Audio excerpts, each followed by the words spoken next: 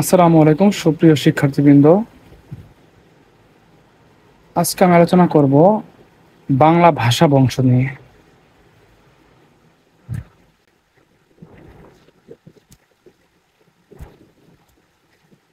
অনেক চাকরির পরীক্ষায় এই ভাষা বংশ থেকে প্রশ্ন হয়ে থাকে। আমরা কিভাবে খুব সহজে এই ভাষা বংশটা মনে রাখতে পারি সেই চেষ্টা করব।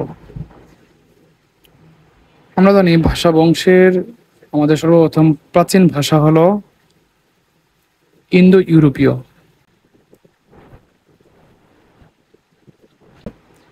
ইন্দো ইউরোপীয় সাধারণত দুই ভাগে ভাগ হয়েছে।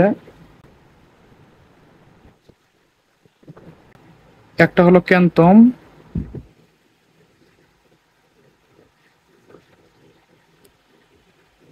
আর একটা হলো শতম। যেহেতু আমরা বাংলা সাহিত্যের ভাষা বংশ হিসেবে পড়ছি, যার জন্য ক্যান্তম ইউরোপের সকল অংশ এই ক্যান্তমে অবস্থিত বা হয়েছে। এখান থেকেই বিভাগগুলো সামনে এগিয়ে গিয়েছে, যার জন্য আমাদের ক্যান্তম তেমন একটা প্রয়োজন পড়ে না, আমাদের শতম প্রয়োজন পড়ে, যেহেতু শতম থেকে আমাদের পর্যায়ক্রমে ধারাবাহিকভাবে আমাদের বাংলা ভাষার আবির্ভাব ঘটেছে। শতমকে আমরা চার ভাগে ভাগ করতে পারি।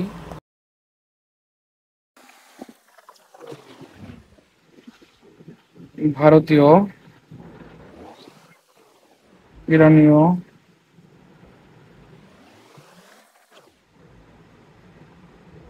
মিশরীয় এবং আরবীয়।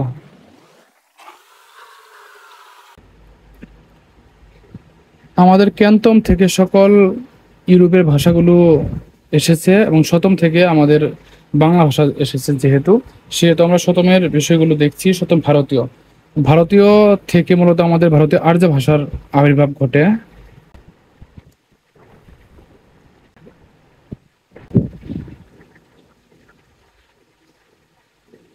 ভারতীয় আর্য ভাষা মূলত আমাদের দুই ভাগে বিভক্ত করা হয়েছে। এক হলো প্রাকৃত, দুই হলো সংস্কৃত। আমরা সংস্কৃতর ছাড়ে লিখতে পারি লিখার জন্য,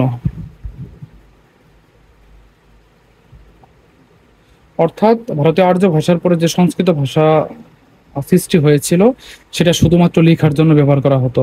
আর প্রাকৃত ভাষা এটা মূলত মুখের ভাষা ছিল।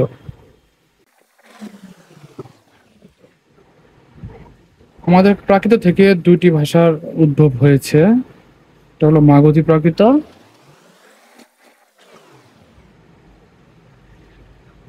গৌড়ীয় প্রাকৃত।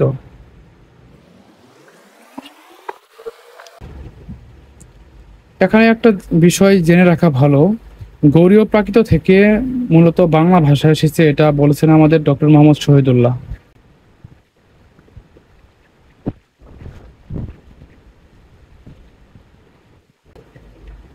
সপ্তম শতকে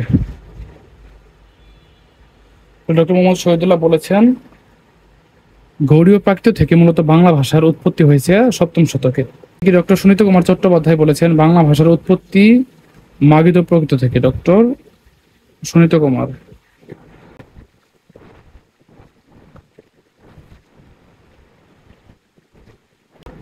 অর্থাৎ ডক্টর সুনীত কুমার চট্টোপাধ্যায় তিনি বলেছেন মাগধী প্রাকৃত থেকে আমাদের এই বাংলা ভাষার আগমন ঘটেছে, যা 950 খ্রিস্টাব্দে বা দশম শতকে।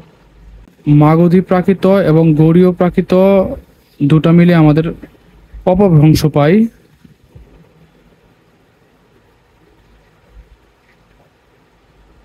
অপভ্রংশ মানে সামান্য বিকৃতি।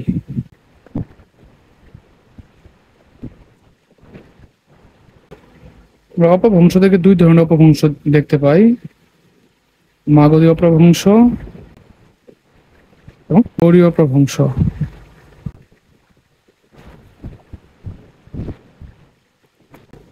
মাগধী অপভ্রংশ এবং গৌড়ীয় অপভ্রংশ মিলে আমরা একটা ভাষার আবিষ্কার করতে পারি, সেটা হলো বঙ্গ কামরূপী।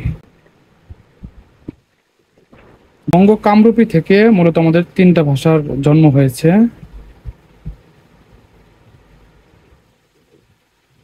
বাংলা,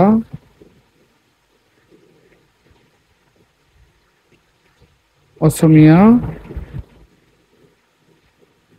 ওড়িয়া।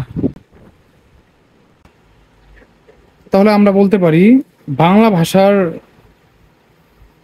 আদি ভাষাটা হলো বঙ্গ কামরূপী, যেটা ডক্টর মোহাম্মদ শহীদুল্লাহর মতে গৌড়ীয় প্রাকৃত থেকে অপভ্রংশের মাধ্যমে বঙ্গ কামরূপী হয়ে বাংলা এসেছে। অপরপক্ষে ডক্টর সুনীত কুমার চট্টোপাধ্যায়ের মতে মাগধী প্রাকৃত থেকে অপভ্রংশের মাধ্যমে বাংলা বঙ্গ কামরূপী দিয়ে বাংলায় এসেছে।